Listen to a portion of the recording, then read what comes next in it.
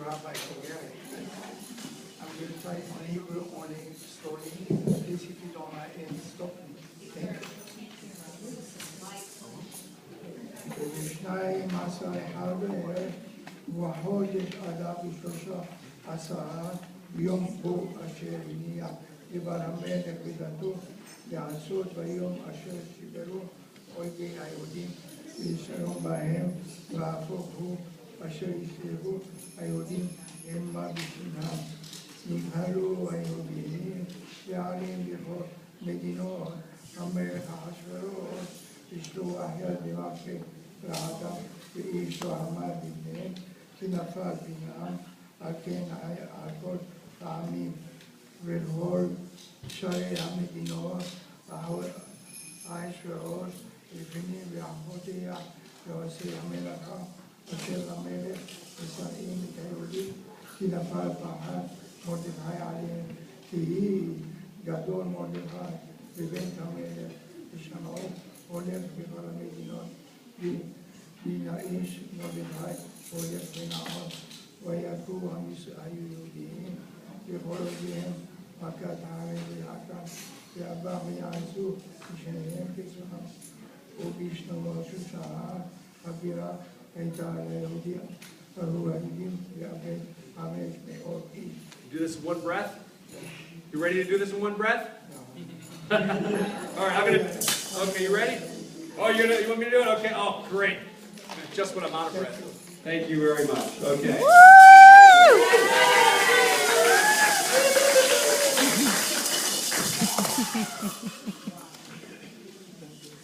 That's them, babies.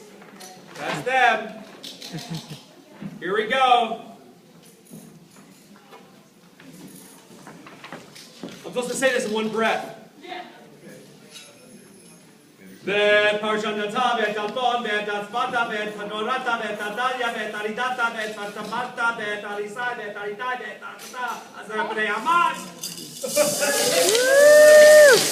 ועמדת צורר היהודים הרגו בביצה לא שלחו ידיו ביום ההוא במספרגי בשושן הבירה לפני המלך ביום המלך אסתר המכה בשושן הבירה הרגו היהודים ואיבה והפהל חמש מאות ואת 10 בני המן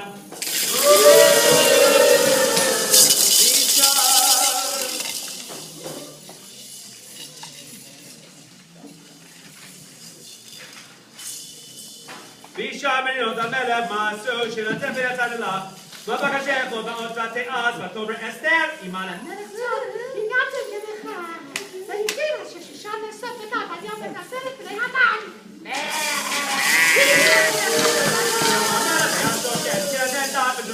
ואת 10 בני המן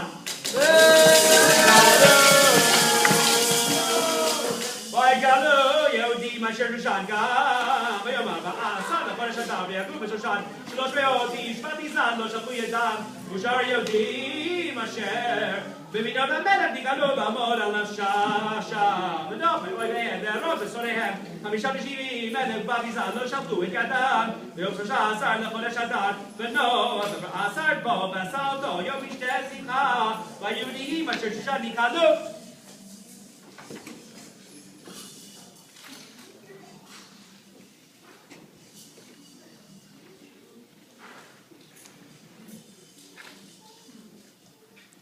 נקלו ועברו לרשע, ונוח אויביהם, והרוב ושונאיהם, 75,000 ותיזן לא שלחו את ידם.